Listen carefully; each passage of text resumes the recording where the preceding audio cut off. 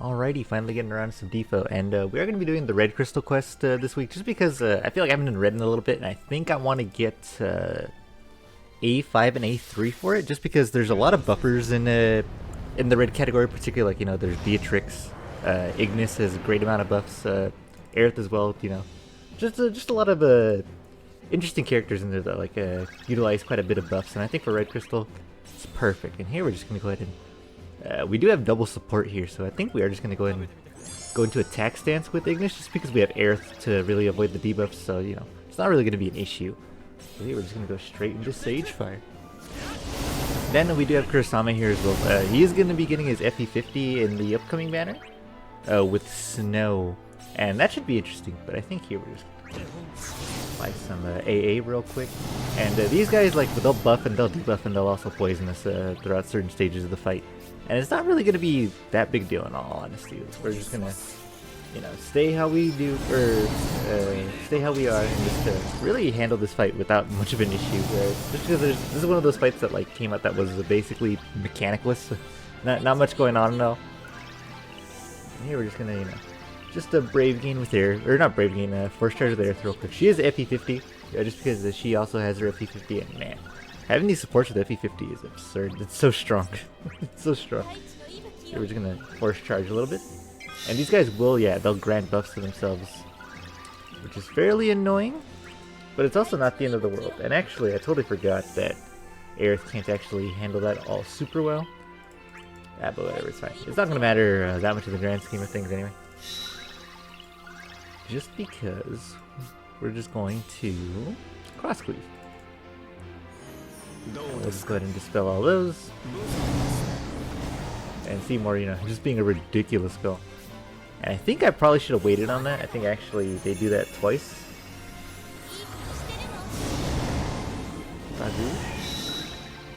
Oh, actually no, they didn't. Okay, sweet. Yeah, but they do an HP poison throughout the fight, which is going to be a little annoying. So here we'll just do a regroup real quick. And let's just go ahead and set up our boy Ignis real quick. With... yeah, let's go for AA. We'll do AA and to bring up Aerith with Calvary. And that's just so we could get her BT effect on. And really, this fight is going to be over before you know it. We're just going to go into Force Time and really just wreck it.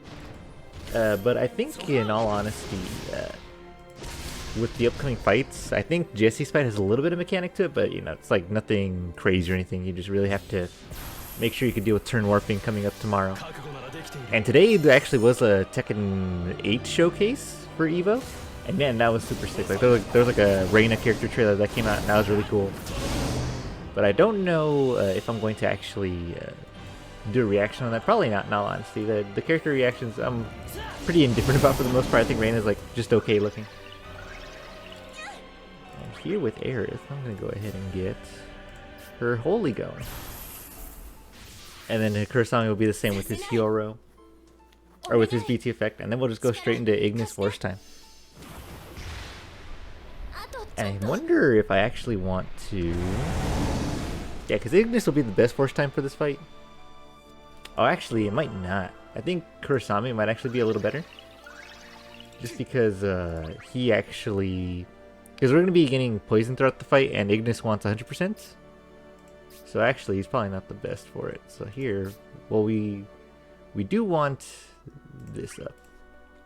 We want to do two things. We want to make sure we have a good Force Time, and we want to make sure they don't reach theirs. So let's get this BT effect going real quick. And I think that means we hold off on the call with Ignis for Siderain. Because I forgot that HP poison actually is going to affect one of our Force Times in Ignis. 3 buffs left, or what do I have here that's on accounts? Ambrosia and Papa Burn. Let's go ahead and refresh that real quick. Quick recipe. And it's so cool that he gets the total clarities here while he's Force Charging. So we can go ahead and refresh that. That way all our buffs are good and ready to go.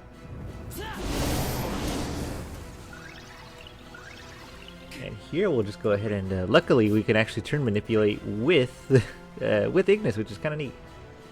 Yeah, we'll go into Kurasame, and then we'll just go straight into Force Time. And they shouldn't beat us. I think it's getting real close. I've been getting it close with these Force Time rushes lately. Yeah, because I don't think this fight, or the poison actually counts towards... Oh, it does. That's a little concerning. Concerning, but not the end of the world. We can handle that for sure. And basically, we're just going to go ahead and go into this fight and just wreck it with the Kurasame and Ignis. Actually, with Ignis, now that I think about it, or with Kurasame's Force Time, he's ice, and I'm pretty sure Ignis is just pure fire, just naturally. And I don't think Kurasame could actually enchant him, so that's a little bit of an issue. But it's not like the end of the world or anything. So we're just because I think even with like the mixing force effects and everything, we should be fine and good to go. Because Ignis doesn't actually ask for fire; he just asks for the party to be fully healed. And this will actually charge this up as well, so nothing lost. And I think we could probably get a high enough gauge anyway to where we could just kill this in one Force Time. Like this is a pretty old fight, and even with the amped up health, I think we have enough damage to where we could just not really care. So here we'll just go ahead and refresh our EX because that fell off a while ago. Ancient Lineage. And yeah, the upcoming fights for this month I don't think are that difficult in all honesty. Like there's a little bit of stuff going on to it, but it's like nothing crazy. Nothing we haven't seen before. So here with Ignis, I think we're gonna want to Heavenly Fist Kurasame up. And I'm pretty sure we can end this in just in one Ignis Force Time. And this whole time we've been getting some decent gauge, even with Ignis being mostly fire. Actually, I probably should have targeted A here because he's got a lot of health still.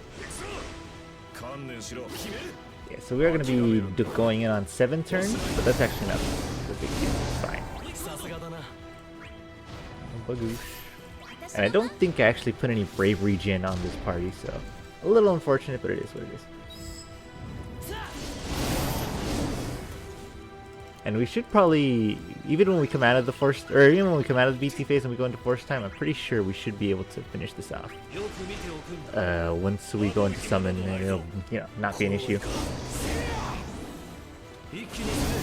Maybe going into BT time was better, and then just beating them before this HP poison threshold. Ah, whatever. We did what we did. We did what we did. 24 million. And yeah, Kurasame getting his Force Enhance 50 in the next banner is definitely where I'm going to be putting some enhancement points too. Just because he's still, a personal favorite. I think he's really cool. I just haven't used him in recent fights just because I don't want to say it'd be too easy, but really I've just wanted to try out, the new toys that came out because there's been a lot of cool new units that came out that have definitely been fun. So we're just going to the Ignis Burst phase. Do what we do best, HP plus all day. Yeah, and I don't think this will give us the 75. I think this is only going to give us like 30. Oh, it does give us the 75. I wonder if I guess his HP plus might not be a regular fire attack. It might just be just a normal one, and he gets enchanted with fire because he does enchant himself in the party. So that's good. That worked out fine. So I think even if regroup is a fire attack, we're probably going to be at max gauge anyway. Yeah, the only issue is we might be a little low on health by the end of it. So we might have to do a regroup before the end of the BT phase. Yeah, I'm pretty sure we got basically enough gauge to where we can do whatever the hell we want. Yeah, because how much is it? The 10,000? Yeah, we got a little bit of leeway, but not too much leeway. Here we'll just Sage Fire, get our AoEs going. And basically that's the only reason why we didn't go into Ignis for the first time is he requires 100% to HP damage.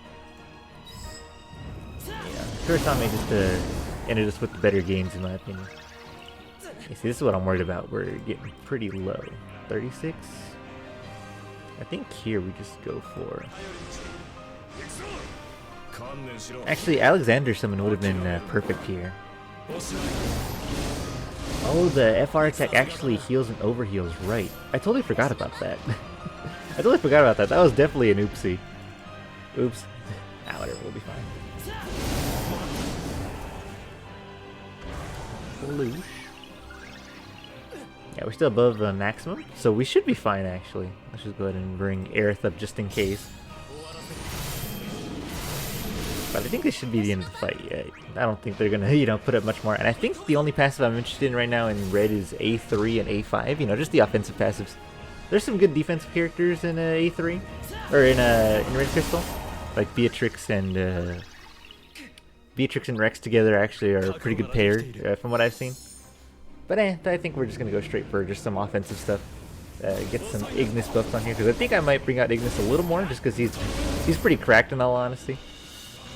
But yeah, we'll see. I think the only BTs I'm looking forward to by the end of the year is probably going to be when Ferris comes out, if she does come out this year, and Rydia BT.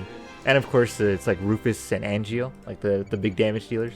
But I think I'm only really looking forward to Rydia and Ferris when they do come out. But they're both basically off-turn strategies that I don't really use all that often. But yeah, let's go to the crystal room real quick. Alrighty, so at the crystal room, and man, I don't even have A1 for this. I do want A5 and I do have A3. I totally forgot, it's been a minute since I've done red crystal. So it's going to take a little bit to actually get to where we need to go. 4, 5, and I think I want to go 6, 7. Yeah, just so we could unlock the path for A3. Then that's particularly for Ignis, but for now we're probably just going to unlock A5 first. And we have quite a bit of extra brilliance, so you know what? Whatever, let's just unlock. It's not a big deal. Not a big deal, but here, there you go. That's the crystal room this week. Take it easy.